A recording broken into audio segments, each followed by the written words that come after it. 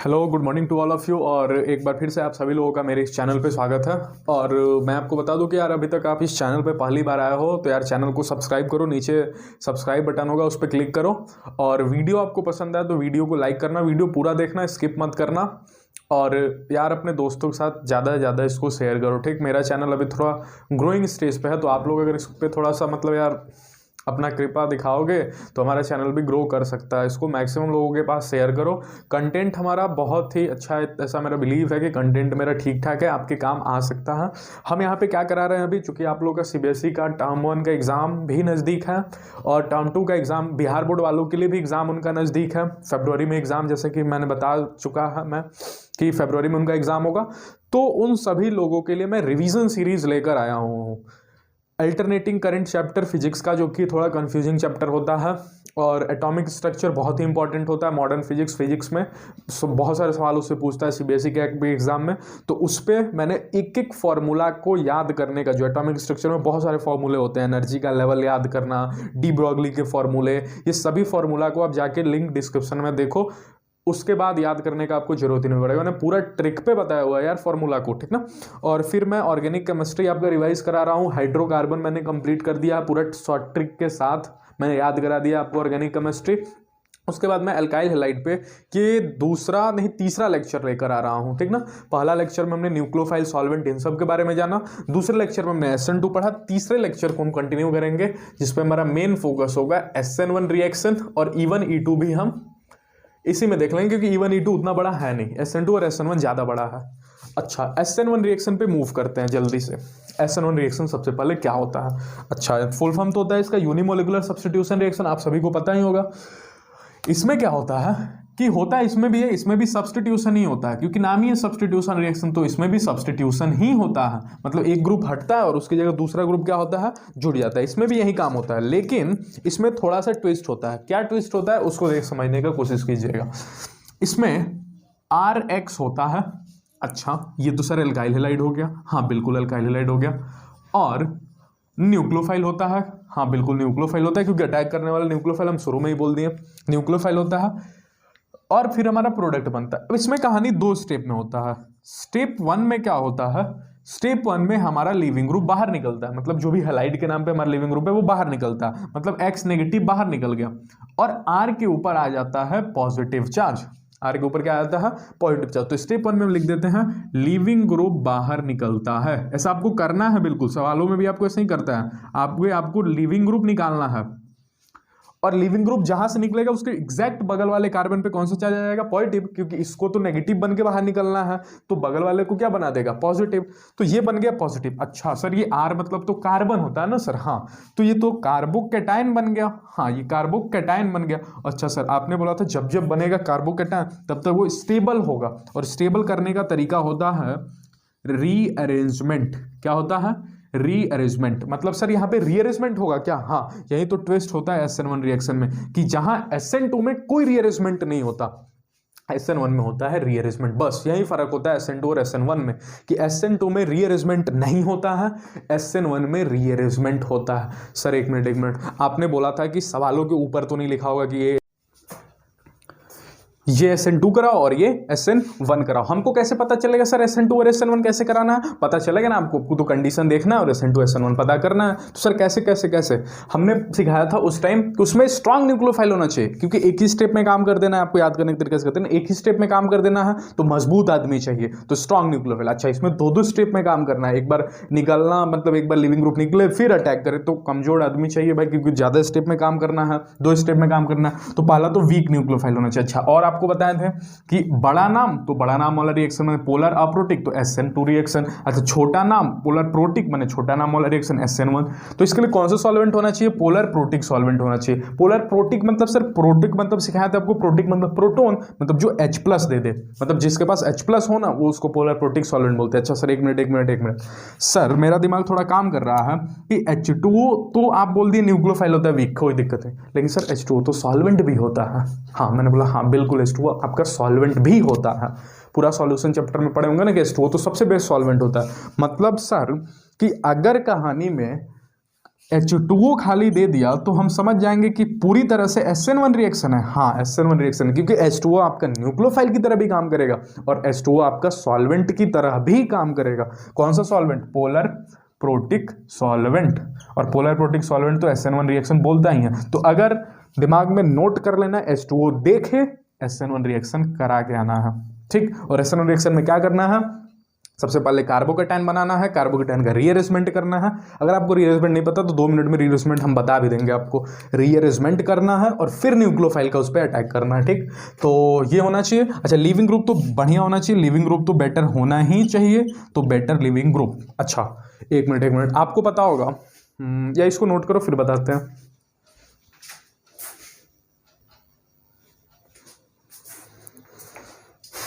ठीक, तो बात कर रहे हैं इस पे, ठीक है।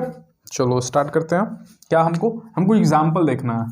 क्या देखना है? एग्जाम्पल। SN1 SN2 का एग्जाम्पल कराया जा चुका है, पूरा SN2 बताया जा चुका है पिछले लेक्चर में। डिस्क्रिप्शन में आपको मिल जाएगा सभी लेक्चर, तो आप उसको यार जाके देख सकते हो।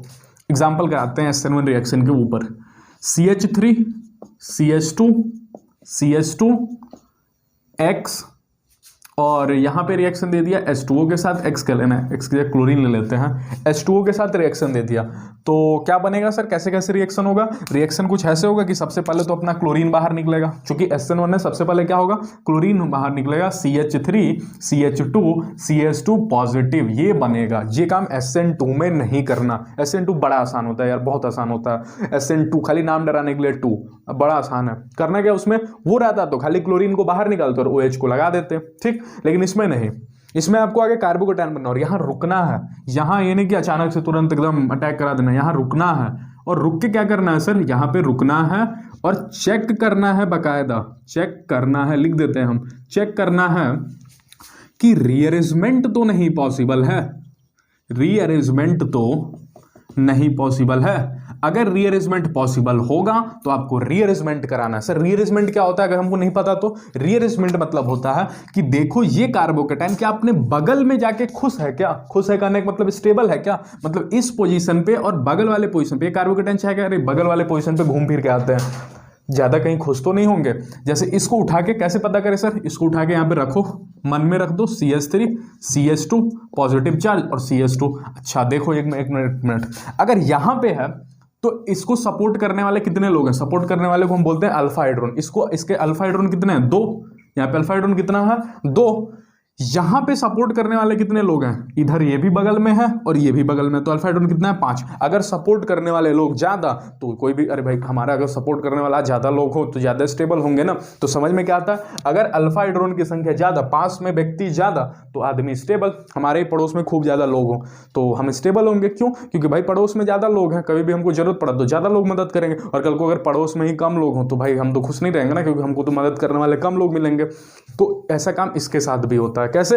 कि अगर इसके पास में मान लो 2 ही लोग हैं, 2 ही हाइड्रोन है, और इसके पास में कितने हाइड्रोन है? 5-5 लोग हैं, तो ये तो इस घर से उठ के इस घर में जाना चाहेगा ना, क्योंकि अगर इस घर में जाएगा तो पड़ोसी कितने हो जाएंगे? 5। तो ये तुरंत उठेगा यहां से और कहां पे आ जाएगा? यहां पे। तो ये उठा, यहां पे आ गया। अच्छा, लेकिन यहां पे आएगा तो इस कार्बन से पूछेगा भाई हमको भी तो कुछ दो, हमारे ऊपर पहले हमारे माथे पे पॉजिटिव चार्ज था, अब हम अपना पॉजिटिव तुमको दे दिए तो तुम्हारे घर से भी तो कुछ देंगे। तो ये क्या करेगा? ये क्या क्या दे सकता है? ये दे सकता है हाइड्रोजन। क्या दे सकता है? हाइड्रोजन। अगर नहीं हुआ तो एल्काइल ग्रुप। क्या देगा? Alkyl group. सबसे पहले हाइड्रोजन देगा। अगर कल को हाइड्रोजन नहीं हुआ तो जैसे मान जो ये ऐसे होता CH3 CH3, तो इस बेचारे के पास तो हाइड्रोजन है ही नहीं, तब एल्काइल ग्रुप दे देगा, ठीक ना। एल्काइल ग्रुप भी दे सकता है, हाँ बिल्कुल दे सकता है। आज के दिन हाइड्रोजन है तो खुशी खुशी हाइड्रोजन देगा। कितना? 1 भाई, 1 पॉजिटिव चार्ज है तो 1 हाइड्रोजन दे देगा। तो यहां से क्या हो जाएगा? CH3 पॉजिटिव चार्ज उठ के इसके माथे पे आ जाएगा। वो तभी जब पास में जाके खुश है, अगर कल को खुश नहीं है तो फिर अपने ही घर में रहेगा। CH और यहाँ पे क्या हो जाएगा? CH3, इसका वाला हाइड्रोजन इसके ऊपर आ गया और माथे पे इसके पॉजिटिव चार्ज। इसको बोलते हैं 1-2, यहाँ से यहाँ पे पहुंचने वाला प्रोसेस बोलते हैं 1-2 हाइड्राइड शिफ्ट। मतलब हम पहले पोजीशन से दूसरे पोजीशन पे किसको शिफ्ट कर दिए? हाइड्राइड को, ठीक। अब हमारा अटैक करेगा कौन? H2O। कौन अटैक करेगा? H2O। कहां से अटैक करेगा बताना थोड़ा? ऑक्सीजन से, क्योंकि ऑक्सीजन भाई न्यूक्लियोफिलिक साइट है ना, तो ऑक्सीजन उठेगा यहाँ पे अटैक करेगा। देखो क्या हो जाएगा? CH3 CH CH3, यहाँ पे ऑक्सीजन, हाइड्रोजन और हाइड्रोजन। लेकिन ध्यान रहे कि ऑक्सीजन ने अपने इलेक्ट्रॉन को दे दिया तो ऑक्सीजन के ऊपर कौन सा चार्ज आएगा? Positive charge. कौन सा चार्ज आएगा? पॉजिटिव चार्ज, क्योंकि अपना इलेक्ट्रॉन दे दिया ना भाई इसको। कोई भी इलेक्ट्रॉन अपना दे देता है, इसके पास भाई इलेक्ट्रॉन की कमी थी, कार्बन को इलेक्ट्रॉन ऑक्सीजन ने दिया, तो जो इलेक्ट्रॉन देता है उसके ऊपर कौन सा चार्ज आता है? Positive charge. आ गया ऑक्सीजन के ऊपर पॉजिटिव चार्ज। अब पास वाले ना ऑक्सीजन के ऊपर हाइड्रोजन चार्ज पसंद नहीं करेंगे, ऑक्सीजन के ऊपर पॉजिटिव चार्ज पसंद करेंगे नहीं, क्योंकि ऑक्सीजन की इलेक्ट्रोनेगेटिविटी होती है ज्यादा, पॉजिटिव चार्ज कहाँ है उस पर स्टेबल होगा। तो तुरंत हाइड्रोजन क्या करेगा? अपना इलेक्ट्रॉन इसको दे देगा और इसका पॉजिटिविटी को खत्म कर देगा। हो क्या जाएगा? यहाँ से CH3 CH CH3 और यहाँ पे हो जाएगा OH और बाहर निकल गया अपना हाइड्रोजन। ठीक, तो हम सिखाते हैं अगर H2O हो तो या ये तो यह सब काम करो या फिर डायरेक्ट OH का अटैक करा दो। किसका? H2O का डायरेक्ट किसका अटैक करा दो? OH का अटैक रीअरेंज्ड प्रोडक्ट पे। किस पे? रीअरेंज्ड प्रोडक्ट पे। अगर SN2 होता तो सोचो डायरेक्ट यहाँ पे OH जोड़ देते, लेकिन अगर SN1 है तो देखो प्रोडक्ट दूसरा बन गया। क्या बन गया? ये 2 degree alcohol, 2 degree 1 2 3 2 degree alcohol बन गया। ठीक, और SN2 होता तो क्या बन जाता? 1 डिग्री अल्कोहल। है समझ में? नोट करो। तो ये एग्जांपल SN1 के लिए सफिशिएंट है। रीअरेंजमेंट भी हम आपको थोड़ा बहुत बता दिए, तो इसको नोट कर लो।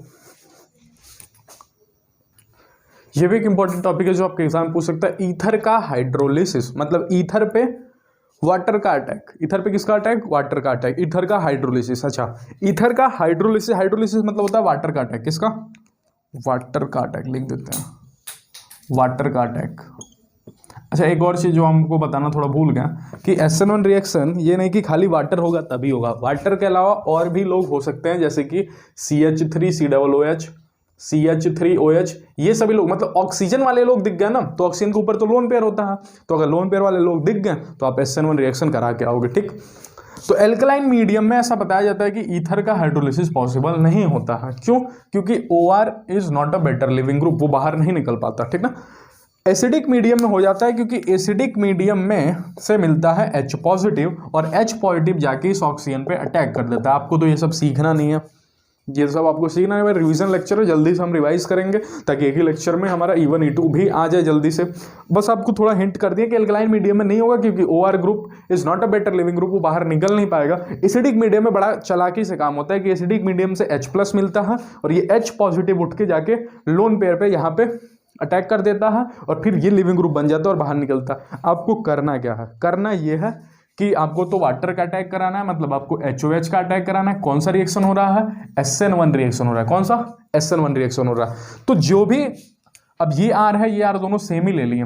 एक काम करते हैं, इसको CH3 CH2 ले लेते हैं ताकि और बेटर आपको समझ में आएगा। अच्छा, SN1 रिएक्शन हो रहा है तो SN1 रिएक्शन का जो रेट होता है वो 3 डिग्री अल्कोहल का ज्यादा होता है, 2 डिग्री अल्कोहल और फिर 1 डिग्री अल्कोहल। ऐसा क्यों सर? ऐसा इसलिए क्योंकि 3 डिग्री सोचो carbon CH3 CH3 CH3, 2 degree CH3 CH3, 1 degree CH3, ऐसा होगा ना। तो अगर इसमें तो कार्बोकेटायन बनेगा ना सर SN1 में। हाँ बिल्कुल कार्बोकेटायन बनेगा। तो सर कार्बोकेटायन की स्टेबिलिटी ही SN1 रिएक्शन की SN रिएक्शन का रेट होता है क्या सर? हाँ, पूरी तरह से SN1 का रेट डिपेंड करता है कार्बोकेटायन के स्टेबिलिटी पे। इसमें देखो कार्बोकेटायन कितना स्टेबल है, इतने सारे लोग इसके पड़ोस में, यहाँ पे थोड़े कम और यहाँ पे तो सबसे कम पड़ोसी में लोग, तो इसके पड़ोसी ज्यादा, कार्बोकेटायन ज्यादा स्टेबल, SN1 का रेट ज्यादा, और इसमें कम तो इसमें कम। ठीक ना। आपको अगर याद होगा तो SN2 में ठीक उल्टा होता है क्योंकि वहां पे बैक साइड अटैक वाला कॉन्सेप्ट आया था कि इसमें बैक साइड अटैक पॉसिबल होगा नहीं, इसमें सबसे बढ़िया होगा और इसमें थोड़ा कम। तो SN2 में ठीक इसका उल्टा हो जाता है, उसमें 1 डिग्री का ज्यादा, फिर 2 डिग्री, फिर 3 डिग्री। तो SN2 और SN1 में फर्क नोट करते जाइएगा। ठीक ना। SN1 रिएक्शन में ये कहानी चला, मतलब कि SN1 रिएक्शन डायरेक्टली प्रोपोर्शनल होता है क्राउडिंग के, स्टेरिक क्राउडिंग के डायरेक्टली प्रोपोर्शनल होता है। वो इनवर्सली होता था, ये डायरेक्टली, मतलब जहां भीड़ भाड़ होगा ना वहां न्यूक्लियोफाइल अटैक करेगा। क्या बोले सर? SN1 में जहां भीड़ भाड़ होगा, जहां लोग ज्यादा होंगे, वहां न्यूक्लियोफाइल अटैक करेगा। लेकिन वहीं अगर काम SN2 में होता है तो जहां कम भीड़ होता वहां न्यूक्लियोफाइल अटैक करना। ध्यान रहे ये बात, ठीक ना। हमने बहुत इंपॉर्टेंट लाइन बोल दिया, SN1 में जहां भीड़ भाड़ ज्यादा होगा वहां न्यूक्लियोफाइल अटैक करेगा और SN2 में जहां भीड़ कम होगा वहां अटैक करेगा। ठीक, नोट बना के कॉपी के ऊपर लिख लेना। तो देखो भीड़ सबसे ज्यादा कम किधर है, इधर की इधर। ये तो भाई CH3 अकेला है, इधर भीड़ ज्यादा है तो न्यूक्लियोफाइल इधर अटैक करेगा। न्यूक्लियोफाइल कौन है, OH, तो OH होगा इधर और H जाएगा इधर। इस बॉन्ड को तोड़ना है, मतलब ऑक्सीजन के इस साइड वाले बॉन्ड को तोड़ना है, जहां भीड़ ज्यादा उधर दे देना है OH को और इधर दे देना है हाइड्रोजन को। तो देखो ये बन जाएगा CH3 CH2 OH और इधर बन जाएगा CH3 OH। सर ऐसे ही हुआ कोई, इससे तो दोनों में अल्कोहल ही बना, कुछ भी करते हैं बनता। लेकिन कभी कभी एग्जाम में चालाकी कर सकता है, वो HOH ना देके वो दे सकता है D2O। क्या दे सकता है, D2O। तो अगर कल को D2O दे दिया और यही काम किया आपने तो गलत हो जाएगा। D2O देना मतलब OD को अटैक कराना है। किसका, OD का अटैक कराना है। अब सोचो OD कहाँ अटैक करेगा, अभी क्या बोले सर, जहां भीड़ बढ़ ज्यादा उधर न्यूक्लियोफाइल अटैक। तो मतलब OD होगा इधर, OD होगा इधर और इधर होगा अपना D2O है ना, तो OD और इधर क्या हो जाएगा H, नहीं तो ये फिर HOD हो जाएगा। D2O ना देके हम दे देते हैं तब इधर D अटैक करेगा और यहां पे हो जाएगा आपका, ठीक। तो इसमें देखो, इसमें क्या कर सकता है, इसमें थोड़ा सा चेंज कर सकता है। आपको ये कॉन्सेप्ट पता है कि नहीं, तो वो क्या करेगा, इस O पे स्टार लगा देगा। क्या करेगा, स्टार। ये D2O से फिर से OD हो जा रहा था, इस O पे क्या करेगा, स्टार, और बता देगा O स्टार किधर जा रहा है, ठीक। तो आपको पता है कि इसको तो मिलेगा इधर इसका OH, इसको क्या मिलेगा, इसका OH, क्योंकि जिधर भीड़ बढ़ जाता है उसको मिलेगा न्यूक्लियोफाइल, और जिस वाले O पे होगा स्टार। तो ये ऐसे प्रोडक्ट मिलेगा। अगर आपको ये कॉन्सेप्ट नहीं पता होगा तो आप तो ये O स्टार H को इधर भी लगा सकते हैं, क्योंकि इसको दे दीजिए H और इसको दे दीजिए OH, सॉरी इसको दे दीजिए OH और इसको दे दीजिए H। आप ऐसे भी तो तोड़ सकते हैं ना, इधर दे देते हैं H और इधर दे देते हैं OH, तो आपका इसके हाथों में स्टार आया तो जो कि गलत हो जाता। एक बार और इसको बता देते हैं जल्दी से, आपको हमको पता ना क्यों लग रहा है समझ में नहीं आया, एक बार और बता देते हैं। यहाँ पे हमने क्या बोला, जिधर SN1 में CH3 CH2 O के ऊपर स्टार दे देगा CH3 और एसिडिक मीडियम में H2O का अटैक कराना है इस पे।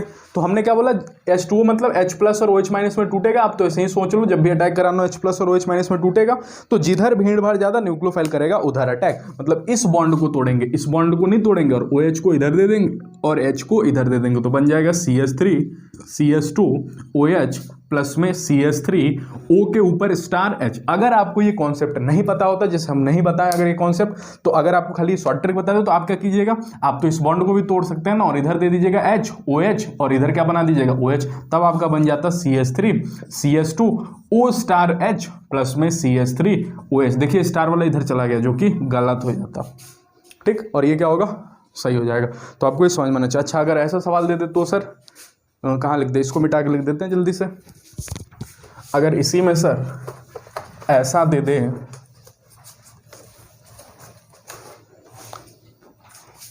CH3 CH2 double bond CHO CH2 CH3 और इस पे दे दे सर वाटर का अटैक, तो कैसे करेंगे। अभी हम क्या बोले, जिधर भीड़ भाड़ ज्यादा। अब भीड़ भाड़ ज्यादा होने का एक और तरीका हो सकता है, भीड़ भाड़ दोनों साइड सेम ही है, लेकिन कार्बोकेटाइन इधर ज्यादा स्टेबल हो क्योंकि इधर रेजोनेंस है, ठीक ना, इधर पाई बॉन्ड है ना, तो इधर रेजोनेंस है, तो OH को इधर ले जाएंगे और H को इधर ले जाएंगे, तो बन जाएगा CH2 double bond CH OH plus में CH3 CH2 OH, ठीक ना। भीड़ पर ज्यादा करने मतलब देखो इधर डबल बॉन्ड है और इधर क्या है, खाली सिंगल बॉन्ड है, तो भीड़ अभी भी इधर ज्यादा है क्योंकि इधर पाई बॉन्ड है, ठीक। तो आपको ये सब शॉर्ट ट्रिक्स हम बना के रखे हुए हैं, इसको ध्यान से समझने का कोशिश करें। क्या बोले, जिधर भीड़ ज्यादा होगा, क्योंकि H2O है, H2O माने SN1 रिएक्शन है, SN1 में न्यूक्लियोफाइल उधर अटैक करेगा जहां भीड़ ज्यादा होगा और SN2 में वहां अटैक करेगा जहां भीड़ कम होगा। नोट कीजिए इसको। ये जो टॉपिक बोर्ड पे लिखा है ना यार, थोड़ा ना पढ़ाना स्टार्ट किया तो बहुत ठंडी लग रहा था, अब थोड़ा गर्मी मतलब महसूस होने लगा, ऐसा लगा, इसलिए स्वेटर को निकालना पड़ा। तो उस पर फोकस, इसको फोकस करते इस पे आते हैं। बहुत इंपॉर्टेंट टॉपिक है ये, ईथर का HI रिएक्शन। HI क्या होता है, हाइड्रोजन आयोडाइड। HI रिएक्शन बड़ा कंफ्यूजिंग होता है क्योंकि HI 3 प्रकार से दे देता है। कॉन्क HI मतलब पानी भी है और HI भी है। पानी होगा तो SN1 कराएगा, अच्छा पानी मतलब SN1। HI तो सर HI मतलब होता है ना I नेगेटिव और H पॉजिटिव, तो सर ये तो स्ट्रॉन्ग न्यूक्लियोफाइल है और स्ट्रॉन्ग न्यूक्लियोफाइल तो SN2 कराएगा। और कॉन्क मतलब पानी भी है तो पानी क्या कराएगा, SN1 रिएक्शन कराएगा। तो यहाँ पे SN1 की भी पॉसिबिलिटी होती है और SN2 की भी पॉसिबिलिटी होती है, दोनों हो सकता है, SN1 भी हो सकता है SN2। देखो हर चीज लिख दिया, इसको नोट जरूर करना, वीडियो को पॉज करना, इस पूरे बोर्ड पे जो लिखा है नोट करना। HI के सवाल तो नहीं छूटेंगे यार, इतना तो गारंटी दे सकते हैं, और एग्जाम्पल भी एक दो करा देंगे। अगर R 1 डिग्री या 2 डिग्री हुआ तो SN2 होगा। क्या होगा? SN2। लेकिन अगर कल को R 3 हो गया, कौन सा R सर? ईथर है। ईथर में तो दो जगह R होते हैं ना, ये ROR'। कोई भी R अगर 3 डिग्री निकल गया, जैसे मान लो यहीं R 3 डिग्री हो गया, तो फिर SN1 हो जाएगा। क्या हो जाएगा? SN1 हो जाएगा। अगर कल को कोई भी 3 डिग्री नहीं है, 1 डिग्री है या फिर 2 डिग्री है, तो SN2 होगा। सर एक और बात अभी आप बोले, वो बात इसलिए बोले बहुत इंपॉर्टेंट है। अगर SN1 हुआ तो न्यूक्लियोफाइल ज्यादा भीड़ भाड़ वाले साइड में अटैक करेगा, मैंने 3 डिग्री को अटैक करेगा, और यहाँ SN2 होगा तो कम भीड़ वाले साइड में अटैक करेगा, मैंने 1 डिग्री और 2 डिग्री में 1 डिग्री में अटैक करेगा। बात जो बोला है ना उसके पहले वो नोट जरूर कर लेना कॉपी के टॉप में, उसी से सारा सवाल आपका बनेगा। तो ये हो गया आपका 1 डिग्री SN1। अच्छा, अगर कल को एक्सेस में हो, मैंने HI खूब एक्सेस में हो, तब इतना सोचना ही नहीं है, पहले तो SN1 या SN2 करा दो, फिर जो एल्कोहल बनेगा, क्योंकि इसमें एल्कोहल ही बन रहा था, अभी हम देखें कि HOH का अटैक कराएंगे तो एल्कोहल ही बनेगा, सॉरी I बनेगा ना यहाँ पे, एक तरफ तो H जाएगा और एक तरफ I। अच्छा हाँ सॉरी, एक तरफ तो I चला जाएगा और दूसरी तरफ क्या चला जाएगा? H, क्योंकि ये H पॉजिटिव और I नेगेटिव में टूटेगा। एक तरफ तो I मिल जाएगा न्यूक्लियोफाइल और एक तरफ H पॉजिटिव मिल जाएगा, तो H पॉजिटिव मिलने से तो ये एल्कोहल बन जाएगा। अब बन रहे एल्कोहल पर भी SN1 और SN2 करा देना है, क्योंकि एल्कोहल भी SN1 और SN2 शो कर सकता है, तो बन रहे एल्कोहल पर फिर से SN1 या SN2 शो कर देना अगर एक्सेस में होगा। अच्छा, अगर एनहाइड्रस मतलब सर, एनहाइड्रस मतलब बिना पानी के, अगर कल को पानी है ही नहीं तो सिर्फ और सिर्फ क्या होगा? SN2। मैंने सर अगर कोई R 3 डिग्री निकल गया तो रिएक्शन नहीं होगा क्या? नहीं, क्योंकि 3 डिग्री तो SN1 मांगेगा और SN1 के लिए पानी है नहीं, तो उसमें रिएक्शन होगा नहीं। तीनों का एक एक एग्जाम्पल हम आपको दिखाते हैं। आगे क्या बोले सर कि अगर कौन के चाहिए तो दोनों हो सकता है, SN1 भी और SN2 भी। अगर कल को R या तो 1 डिग्री या 2 डिग्री हो गया तो SN2, 3 डिग्री हुआ तो SN1, और अगर कल को एक्सेस में है तो एल्कोहल बनाइएगा और बनने वाले एल्कोहल पे SN1 और SN2 फिर से कराइएगा। तीनों का एक एग्जांपल कराते हैं और अच्छे से समझ में आएगा। तीनों एग्जांपल लेंगे। पहला ये एग्जांपल है, अच्छा पहला एग्जांपल कौन के चाय के साथ है। कौन के चाय मैंने सर SN1 भी हो सकता है और SN2 भी हो सकता है। डिसाइड करो आगे क्या होगा। कैसे डिसाइड करेंगे सर? देखो ये कौन सा डिग्री है? 1 डिग्री। ये तो अपना सिंपल मिथाइल है, तो हमको पता है कि यहाँ पे तो 3 डिग्री है नहीं। अगर होता तो SN1 होता, तो यहाँ पे क्या होगा? SN2। तो पहले वाले में क्या हमको पता चल गया? चेक करने गए, पता चला SN2 होगा, SN1 होगा नहीं, क्योंकि 3 डिग्री है नहीं। ठीक, तो SN2 होगा, माने सर आप क्या सिखाएं कि HI तो ऐसे टूटेगा ना, H पॉजिटिव और I नेगेटिव, मतलब सर न्यूक्लियोफाइल उस साइड जाएगा जहां भीड़ भाड़ क्या होगा? कम। माने I भीड़ किधर है? कम। भीड़ किधर कम है? इधर भीड़ कम है ना, तो इसको मिल जाएगा I और इसको मिल जाएगा H, तो यहां से बॉन्ड टूटेगा। ये बहुत इंपॉर्टेंट है, बॉन्ड कहां से टूटेगा, क्योंकि इधर से भी कोई तोड़ सकता है, और H इसको दे दे और I इसको दे दे। ध्यान रहे यहाँ पे क्या हो रहा है? SN2, तो कम भीड़ जिधर होगा उधर न्यूक्लियोफाइल जाएगा। कम भीड़ इधर था तो न्यूक्लियोफाइल इधर चला गया, इधर ज्यादा भीड़ है ना, ज्यादा लोग हैं। ठीक, तो बन गया CH3। पहले वाले का प्रोडक्ट क्या मिल जाएगा? CH3 CH2, इस साइड OH आ गया और इधर बन गया CH3I ऐसे। अब इसमें क्या सीखा है सर? एक्सेस में है HI। एक्सेस में करने मतलब जो अच्छा इस पे तो HI का अटैक होगा नहीं क्योंकि ऑलरेडी I है।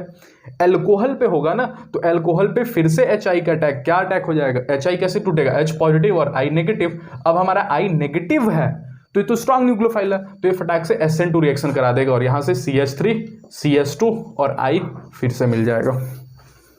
आया आपको समझ में? तो एक्सेस में ये भी और ये मिल जाएगा, और अगर एक्सेस नहीं है तो एल्कोहल और ये मिल जाएगा। ठीक, एनहाइड्रस में क्या होता है? केवल SN2 SN1 होता नहीं है, तो केवल SN2 होगा, तो फिर से सेम टू सेम यही फोटोकॉपी इसमें भी मिल जाएगा। ठीक, तो अगला एग्जांपल बहुत इंपॉर्टेंट है, नोट कराते हैं उसको।